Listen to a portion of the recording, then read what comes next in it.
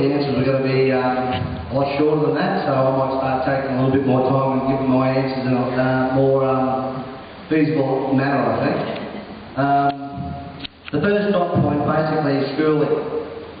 I think schooling is an issue not just with the islands but the mainland. I think that as the population grows, that we certainly need another school in the area, and we have to certainly look towards the future for our children. That's the whole crux of the matter here. Another priority, I really do believe that a high school especially needs to be put in the area, and if the population demands it, and when we can foresee it in the future, I can't see a problem with putting one on the islands. That's what I'll be pushing for, but obviously the population demands it. No government's just going to create a school to appease 3,000 people on an island. But the whole idea is to grow the islands. We grow the islands, we've got to look after the communities on the islands. If the costing was done right, I cannot see why it can't be achieved. If I might just touch on a couple of things that Peter has said. I didn't think it was going to get into a bagging competition between the local parties. I believe it's easy to blame someone who's been in power for 20 years. As it'd be easy for me to say that Peter was a councillor for 9 years, and you ask yourself, what did Peter achieve in that 9 years? That's not what this is about, I didn't believe. The government today, I think, is doing a great job. They're trying to move the country forward. We have to remember we've just gone through three of the biggest issues of our life: droughts, the GFC, and the floods. People, infrastructure costs money. You can't just go to the Mint and say, print me $10 billion to fix all the repairs. I believe Anna is a strong woman. She's trying to lead this state out of the doldrums. But it takes money, and yes, the workers, including me, are all suffering. But someone has to pay. That has to be done. That has to be addressed, and that has to be evened out a little bit.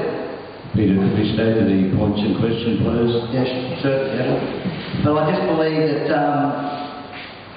that if we can get together, as what David said, the community and the local members, whether it be council or state, we're here to move your voice forward and to keep knocking until we get the result. On dot point 2, I believe everyone deserves, men, women and children, to be able to go out for recreational fish with their children. That's something that's very important to me. I personally am not a fisherman, but I have a lot of friends who are, and I think it's very important. But I also believe we've got to protect the bay for the future. The future generations, that's something we've always got to look forward to. The bay, this is a beautiful part of the Redlands. It's a lovely place, and we've got to make people come to here.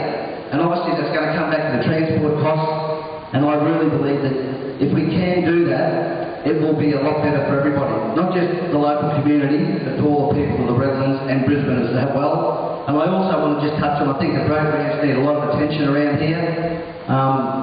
The one in Redland Bay is disgraceful, and I think we really have to work towards making things better for the community of not just the islands, the city of Redlands as well. Dot point 3, small business.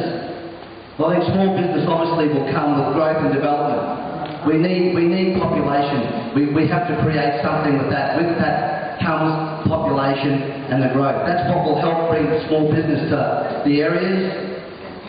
This is why we must make it a lot more affordable to get to and from the islands. That's what we have to have to move forward. So that's about it on the last one. So thank you very much.